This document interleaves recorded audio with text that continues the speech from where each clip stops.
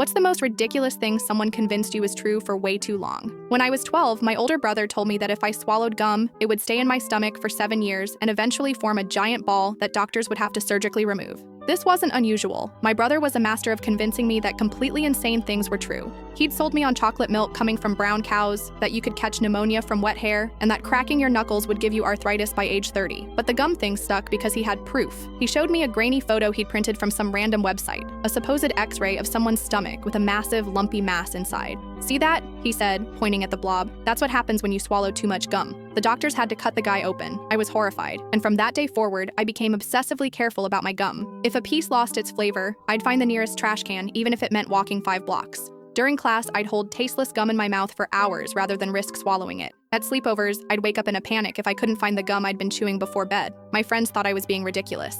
"It's just gum," they'd say. "Why are you so paranoid about it?"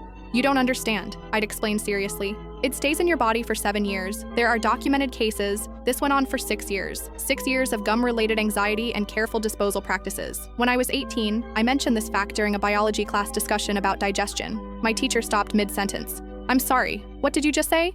I repeated my gum knowledge confidently. Half the class started laughing. "That's completely false," my teacher said gently. "Gum passes through your digestive system, just like everything else. Maybe takes a few days, not 7 years. I felt my face burning. But I saw an x-ray. There was a giant ball of gum in someone's stomach. More laughter.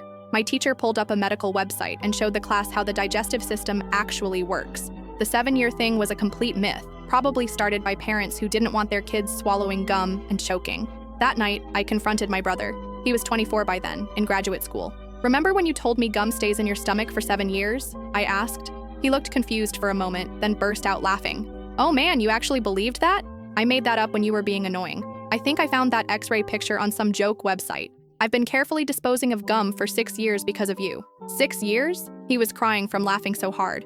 "I figured you'd figure it out by high school." The worst part wasn't that I'd believed something so ridiculous for so long. It was that I'd spent years confidently spreading this fact to other people. I'd probably convinced dozens of friends, classmates, and random acquaintances that swallowing gum would require emergency surgery. I'd become part of the problem. Now, whenever someone tells me something that sounds too bizarre to be true, I look it up. Trust, but verify, especially when it comes from older siblings who think your gullibility is hilarious. Last month, my brother called to tell me about a scientific study proving that people who eat pizza for breakfast are more intelligent than people who eat cereal. "That's fascinating," I said. "Send me the link to the study." "Oh, I'll have to find it again. Some things never change."